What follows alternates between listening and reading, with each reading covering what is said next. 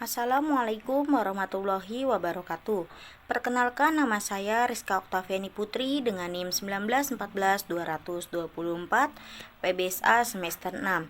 Baiklah, video ini disusun untuk memenuhi tugas ujian tengah semester mata kuliah Arbitrase Syariah, dosen pengampu Dr. Haji Syaiful Bahri, SAG, MM.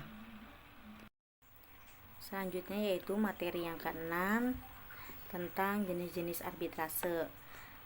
Jenis-jenis arbitrase itu, yang pertama, arbitrase ad hoc volunteer adalah suatu badan arbitrase yang dapat dibentuk baik setelah maupun sebelum timbulnya sengketa dan akan berakhir pada saat selesainya sengketa tersebut. Pembentukan arbitrase ad hoc ini didasarkan pada kesepakatan para pihak yang bersengketa. Dalam arbitrase ad hoc ini, formalitas-formalitas dan prosedur pelaksana arbitrase diserahkan atau ditentukan sendiri oleh para pihak yang bersengketa. Yang B, arbitrase institusional.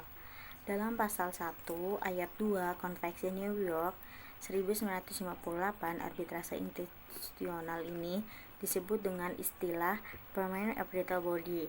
Hal ini dikarenakan bentuk dan sifat dari arbitrase ini sendiri, yaitu suatu arbitrase institusional yang dibentuk oleh suatu organisasi tertentu dan bersifat tetap atau permanen.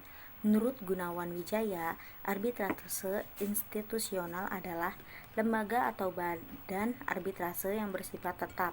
Lembaga ini sengaja didirikan oleh satu organisasi tertentu dan bertujuan untuk menyelesaikan perselisihan atau sengketa yang timbul dan suatu perjanjian.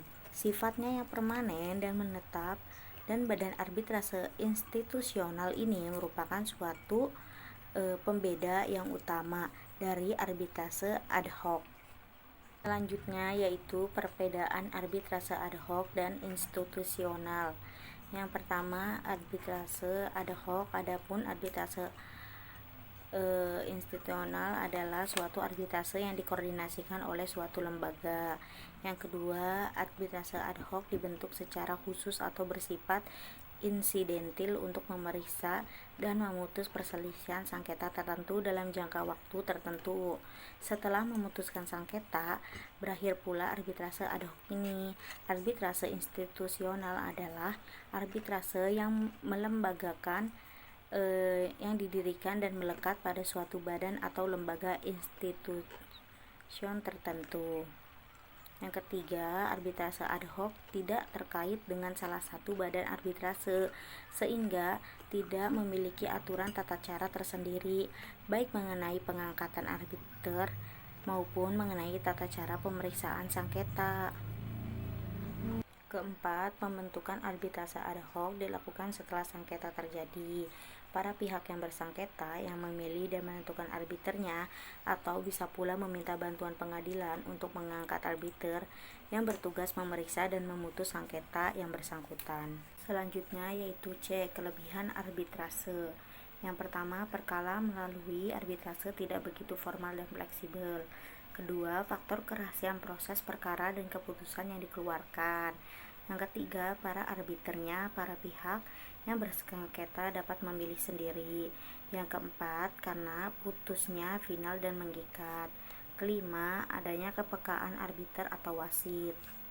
Selanjutnya yaitu D, kekurangan arbitrase. Yang pertama, arbitrase ternyata tidak mampu memberikan jawaban yang definitif terhadap semua sengketa hukum.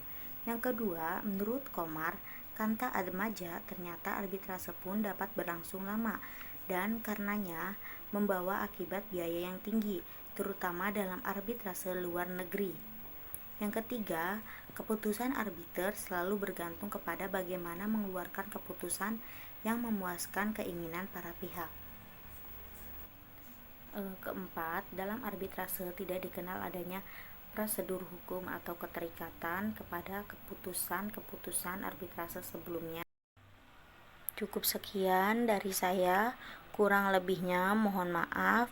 Wabillahi taufiq walhidayah. Wassalamualaikum warahmatullahi wabarakatuh.